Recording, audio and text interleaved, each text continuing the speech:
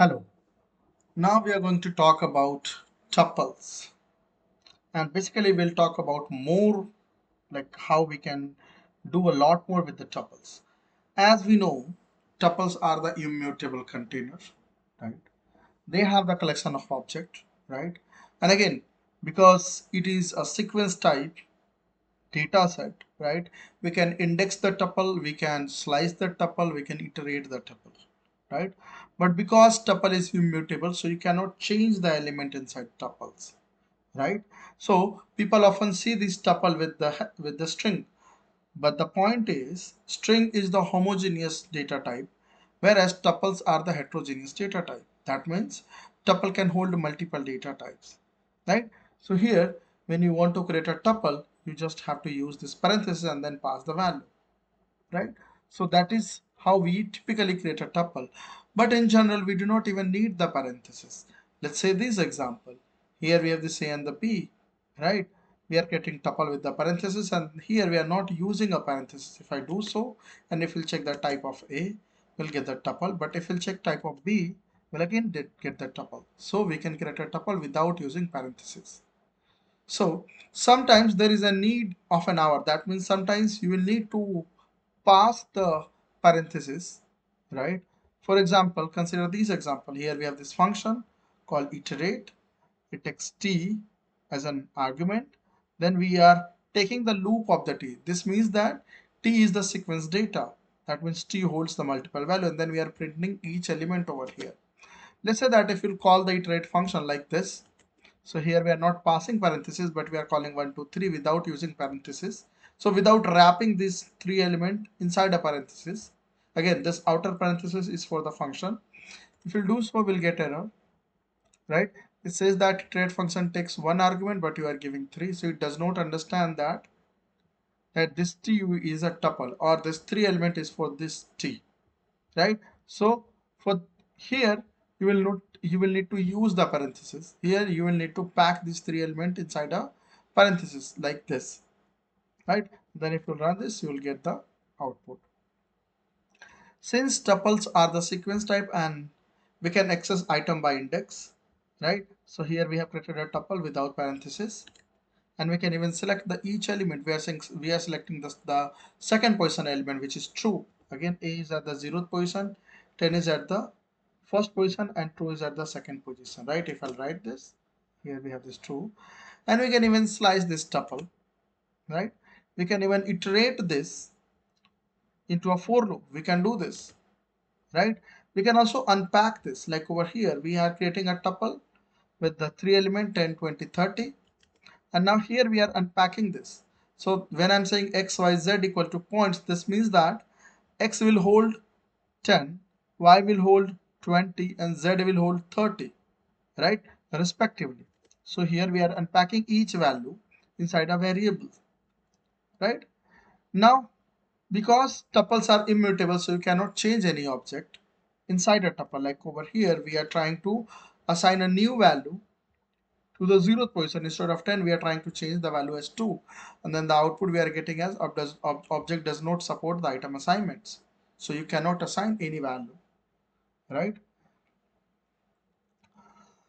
Now we can extend the tuple, but if you will extend it, you will create a new tuple.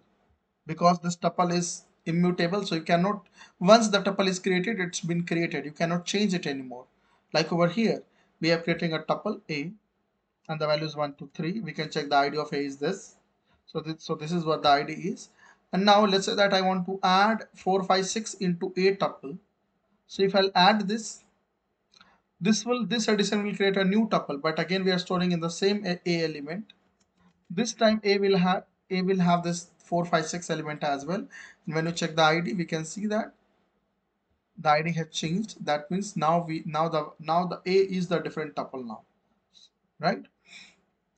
Now we can also store the coordinates inside a tuple. We can use that, like over here we have created a class point2d. It takes x and the y and represent the class. Here what we're trying to do is inside a tuple we are creating the object of point2d 0, 0, x and a value, point2d 10, 10, and so basically we are creating 3 point and storing in a tuple. If I'll run this, we have already run this, and now if I'll execute this, we can see that this is one point, this is another point, and this is another point, right? But we know that we cannot change the tuple element. But what if the object itself is mutable? So we can change that object, we can change the value inside that object, but not inside the tuple.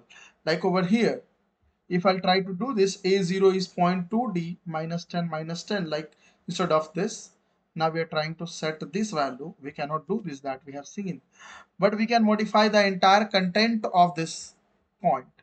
So what we are trying to do is we are trying to access the 0th position element, which is the object, and now we are trying to change the x value of this point 2d, which is minus 10. If I want to do this, here we can see that now we have changed it, right? We can use the tuple as a data record. As we know, tuple is very lightweight data structure. It is fast compared to the other sequence data like list, right? So we can store the element. We can create the tuple as a data record. We can even create a tuple as this. Consider that 0.00 is this tuple. So 0.1 is this tuple and 0.2 is this tuple. Consider that 0 is for x and this 0 is for y. So one is for x and the other one is for y. We can even do this, right? It is very convenient. You can also create tuples to record this, like to record the city name, the country name, and the population. Here we are doing so. So here we are getting three tuple: London, New York, and Beijing, right? Which is storing the city name, this country name, and then the population of those, uh, like those city. Here we are getting that, right? We can even the list. Now these all three are the tuple. We can even create a tuple of tuples. So here we're getting a list. Then inside this list we are passing all these three tuples, right? So now we have the tuple of tuples. We can even extract the each element. Like here in this code, we are taking the loop of the city, and then we are trying to extract the 0th position of each value. So we are extracting London, New York, and Beijing, and this is what the city name is, right? We can even take the loop and calculate the population. Here what we are doing is we are taking the loop of the cities, right? This is the cities. Then we are extracting the second position value, which is this population, and then we are adding those value over here. We can even do this, right? Or what you can do is you can extract the each element value inside the list, and then we can take the sum of those values. So that way is also possible, right? You can also create this way, or you can also use sum function, and then sum function does not need any square bracket over here. So you just have to extract all the value inside a sum function, and then it will work. This can also be possible, right? Now in the New York, we know that here this is the city name, country name, and then the population. We can extract each element using unpacking. Over here we are unpacking each value, and then we are printing each value. We can even do this, right? We can also use extended packing over here. Like this is the record. So here we are passing this multiple value. So this is the symbol, this is the year, this is the month, day, open, then we have this high, low, and the close, right? We have this multiple value. And let's say that if you want to extract each record, we can even do this. You just need to pass this variable, and then the tuple, you'll get each value over here. But let's say that you only want to kind of extract symbol, year, month, day, and the close. We do not want high and the low. So what you can do this way. You can say symbol, year, month, day, and then rest all will be others except close now. So we can pass this way, and then we can print each value. Others will hold these three value element, right? Or let's say that if you do not want to store these value, you do not want to take a record of that. So a good way, or the best way to use in a Python is use underscore, right? So underscore does not have any special meaning. It is just that it is a variable. It is a valid variable, right? If you'll say print underscore, this means that it will give you whatever the value it holds, these three values, right? Again, you do not want to do this way because this does not look good, right? And this is not the right way to unpack each value. So what you are doing is you are just extracting each value from the record and then assigning to the variable. This is not the right way, although this is the correct way we can do this. Symbol here and then rest all the value and then the close. This is the correct way we can do this, right? We can even take a loop of the city, like we can even take a loop of the tuples in the for loop. We can do this, and in the for loop you can even extract these tuple element just like this. So here we're saying that for city, country, population in cities. So whenever you will take this loop, like whenever you will take a loop of the city, each element, so this tuple will be passed as the first instance, and then here we are unpacking each element in the for loop itself. So the city will hold London, country will hold UK, and the population will hold these value populations, right? We can even create the index. Let's say that if you'll take a loop of the one tuple, and then enumerate function will help you to give the index along with the value.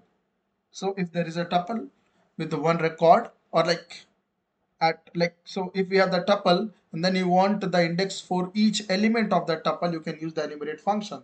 You can directly pass this into the for loop.